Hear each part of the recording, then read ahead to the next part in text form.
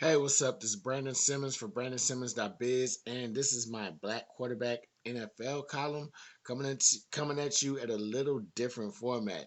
So each year, I write my NFL column called Black Quarterback, doing week by week reviews, and I do that all the way through the playoffs, all the way through the Super Bowl. This includes also writing about my NFL picks, my playoff picks for those particular weeks. However, I wanted to do something a little different and try to throw some video behind this. So I promise I won't try to waste your time a whole lot. So let me just go ahead and get right into these games. So the first game I want to talk about is the San Francisco 49ers hosting the Seattle Seahawks.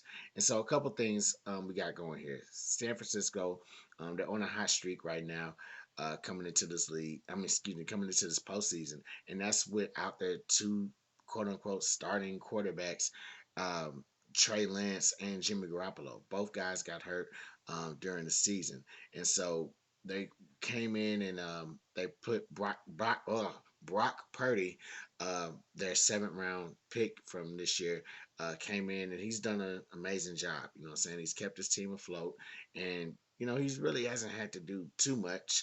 Um, he has skilled players at his disposal, and not just any skilled players. He has Debo Samuel, Greg Kittles, and they picked up Christian McCaffrey around the trade deadline this season. So he has some good tools in his bag, if you will.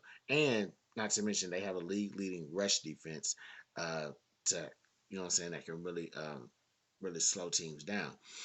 Seattle, they have the biggest story of the year, and that is Geno Smith.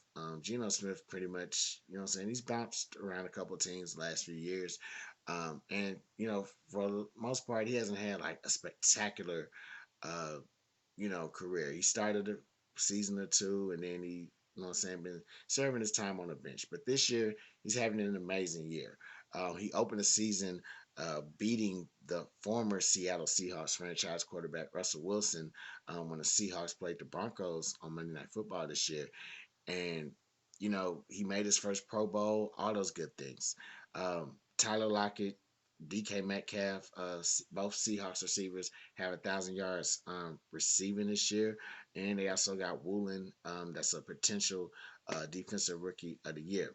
Now, with that being said, I still have to go with the San Francisco 49ers, and it's rough doing that because you know this the postseason. That's really where your quarterback shine. And it really does count like who has the better quarterback. In this particular case, I I know that Seattle has the better quarterback in terms of experience and all this other stuff, and numbers as well. Because he's played a little bit longer than Purdy, but I think Purdy knows how to utilize his skill players.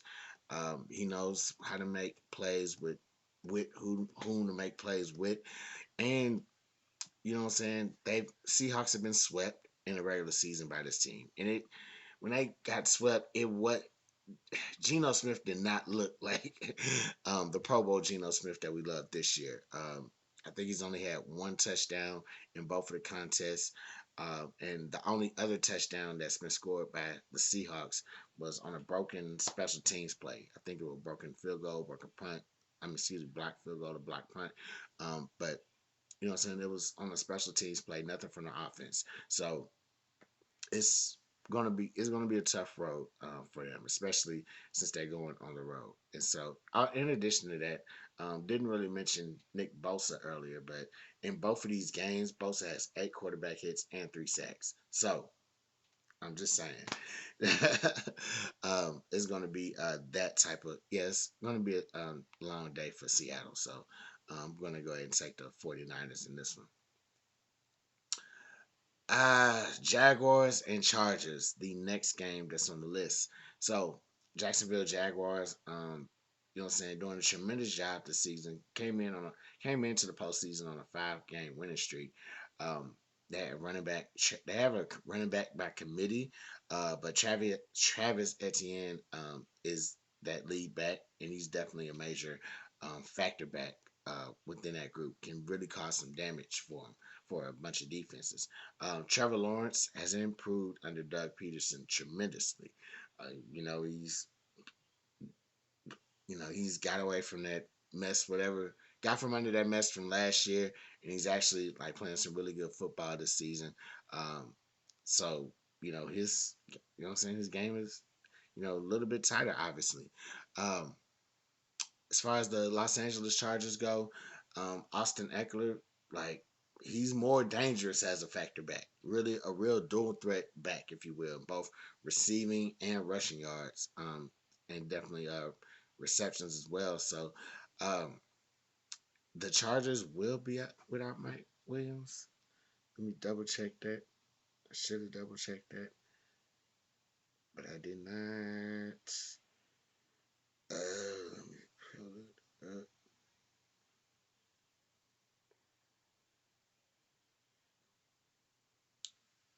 Let me see. Look at me holding y'all up. Y'all not coming back. So he's questionable. Yeah, yeah. Glad I took time for that. So I was about to rule him out, but yeah. So yeah, he's questionable to play in this game. So that could be an issue. It could not. You know what I'm saying? The Chargers, Justin Herbert, he's playing well and he can distribute the ball, especially to Keenan Allen and Josh Palmer. Um, if Mike Williams is not available, Josh Palmer is definitely somebody that can step up. Excuse me, did I say Keenan Williams? I meant to say Keenan Allen. I'm tripping today. Sorry.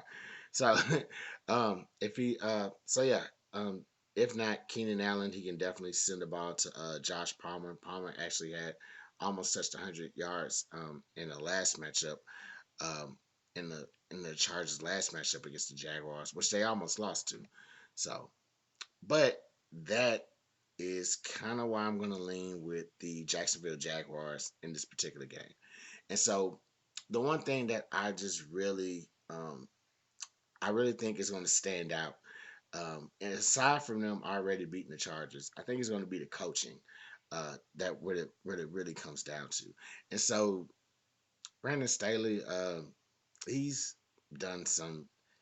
He's had some questionable coaching moves, and this Mike Williams thing. A lot of people said that they shouldn't have the players out there. What I'm saying, it really could have cost them. If hopefully it does not cost Mike Williams to miss the game, but what I'm saying, if it does, they're going to look back to that game as to why he actually had him out there, and what I'm saying, suffered an injury. So um, yeah, so things like that, it's it just doesn't reflect good on you as a coach. I'm sorry. Um, but yeah, with Doug Peterson, he's done a tremendous job. But you can already tell that he's done a tremendous job with this team. So yeah, I'm just gonna go ahead and give the nod to the Jaguars on that one. Next game, Buffalo Bills hosting the Miami Dolphins. For Buffalo Bills, it's Josh Allen and Stephon Diggs as an unmatched tandem.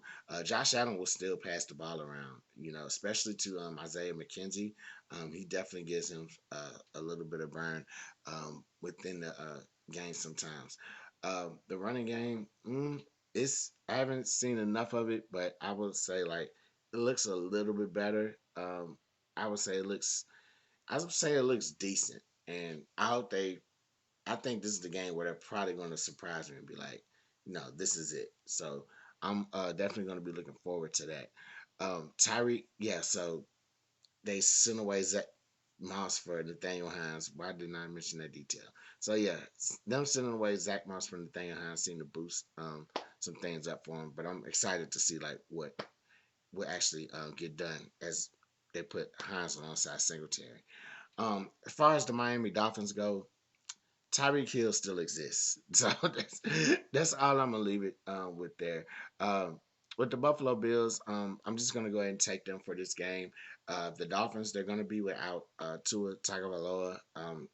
He's missing another game due to concussion protocol, and he still has not been cleared. So I don't know if he would be cleared, if they would even let him go back. But yeah, he's just has not been cleared yet, so he's going to miss another game. Um, so with that said, and I think Teddy Bridgewater is hurt, so he's hurt, still hurt with a finger or something. So they're gonna roll with Skylar Thompson. And look, no disrespect to Skylar Thompson, but man, the Dolphins it's just not gonna happen for the Dolphins with Skylar Thompson in there. You know what I'm saying? The last game, with Tua, um, it was a competitive game. Dolphins ended up losing. It is what it is. But the Dolphins did beat the Bills the first time around. So um, this really could just be a game that the Buffalo defense just shine on. You know what I'm saying? They really just have a big game this time around. So I'm definitely looking forward to that. Here we go. All right, so Minnesota Vikings hosting the New York Giants, and that game, I want to say that's going to be crazier than the first time. So last game, Vikings won on a last minute field goal. Um, but aside from that, just all year they just been great. And they've been, when I say great, I meant to forgot to add on. They've been great in like the last, you know, few possessions or just holding on, and just great at holding on to wins in like low margin games or whatever. So Justin Jefferson, he's having a breakout year, setting records for receiving yards and all over the place. Um, and like I mentioned, close game. The Vikings are just some close game warriors. Hell, they set the NFL record for comebacks, and for a comeback in a regular season game. So, um, what I'm saying? Big ups to them. They really know how to like just kind of dig in when they're either down, and saying that in that moments where time keeps slipping away, they just really know how to dig in and just hold on or just really go after it. Um, Daniel Jones and Saquon Barkley, they're having wonderful seasons for the New York Giants. Brian Dable has really turned their organization around. He has them excited. He has the fans excited about winning games again. So um, there's that. And then I think a lot of things that they really give Dable credit for is the development of Daniel Jones this season. He's playing a little bit better. You can kind of see a little bit more of his I'll say ath- athleticism or whatever, just kind of scrambling for extra yards and such, or trying to scramble to score the touchdown. So Daniel Jones has some sneaky playmaking abilities, in addition to him being able to throw the ball. He's pretty decent at that. It's just his decision making he got to work on. So with that being said, I'm just gonna go ahead and take the Vikings. And so it's for me, it's the Vikings have they won the last matchup. Simple as that. But also a lot of people are giving the Vikings a bad rap of having a weak secondary, and I want to tell you that I don't think the Giants wide receivers. I don't think they're enough to beat that weak Vikings secondary. Excuse me, secondary. Yeah, I don't think they can actually. I don't think the Giants have an actual receiver that can step up and really just kind of take over things like that. Now, if it was flipped around and the Giants had a Justin Jefferson going against the Vikings secondary, then I would probably give the Giants the win, or at the very least a big shot to win. But it's not like that, So I would definitely, yeah. So I would definitely take the Vikings in this game, just because the Giants don't really have the wideouts to like just kind of overcome that. Yeah. So next game, Cincinnati Bengals, Baltimore Ravens. So kind of similar to the Bills and Dolphins game. Not gonna lie. Bengals, they got firepower everywhere. Joe Burrow, Jamar Chase, T. Higgins, excuse me, Tyler Boyd, Joe Mixon. You know what I'm saying? They got the weapons. They got weapons at their disposal. It was a rough start for the team earlier this year, but you know what I'm saying? They finished pretty strong. Ended up with the division. Um, they had to also play that. They played their game against the Buffalo Bills. where Damar Hamlin suffered that injury, and there's a whole mess about what I'm saying where the AFC Championship game would be played and blah blah blah blah blah, and they was caught up in that, and so I think they're kind of past that right now. But um, the Baltimore Ravens, the Ravens defense is tough. It really is, and their running game, it can be effective even without Lamar. Without Lamar Jackson, this running game can still be effective.